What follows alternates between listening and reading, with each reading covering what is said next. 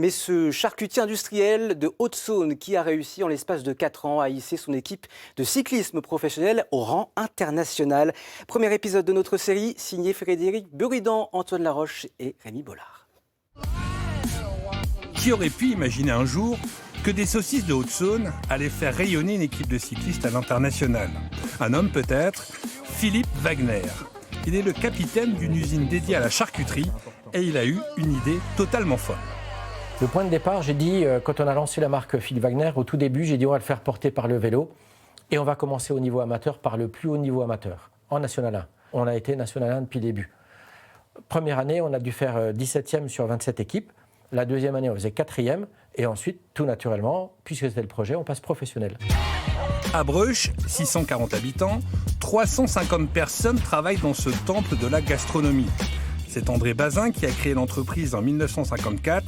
Il est décédé en 2001. Mais Philippe Wagner a racheté sa maison qui se situe à une centaine de mètres de l'usine.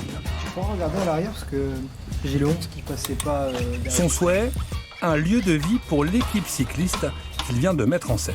C'est bien de venir voir le mécano et de lui dire ce qu'on a ressenti ou la mécanique qui n'a pas fonctionné. Comme ça, lui, vu que c'est lui l'expert en mécanique, c'est lui qui peut aller chercher la performance, le petit détail dans le passage de vitesse qui va nous permettre de gagner du temps dans une course. Alexis Guérin fait partie des 16 coureurs de cette équipe franco-belge qui évolue au niveau international. C'est un peu une vie de nomade parce que moi je suis originaire des Pyrénées, j'habite à Pau avec ma petite femme et mon fils. Donc je viens ici par bloc dans la saison. Ça me permet d'être plus près du staff de l'équipe. Ça permet d'avoir une certaine cohésion, une émulation. Du coup, Jacques, on fait comme on avait prévu aujourd'hui pour la séance. Dans cette incroyable aventure, le franc-comtois Jacques Descrions est venu proposer ses services.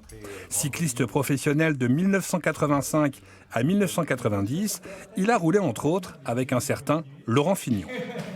Moi je suis bisontin, donc je suis attaché à ma région.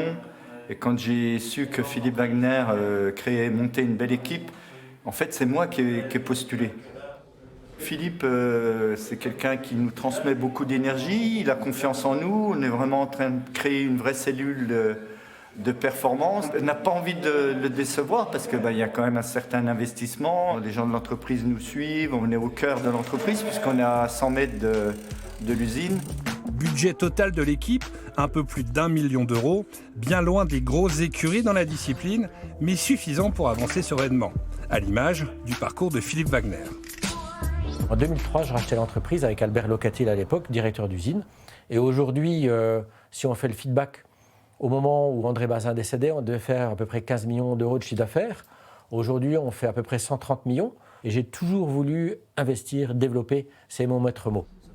L'objectif du moment, la classique du Grand Besançon, la préparation est optimale. C'est ça, voilà.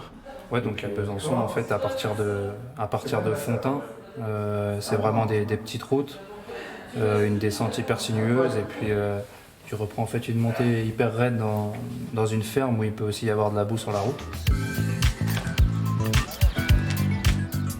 Les meilleures équipes françaises et européennes viendront s'affronter sur les routes franc-comtoises.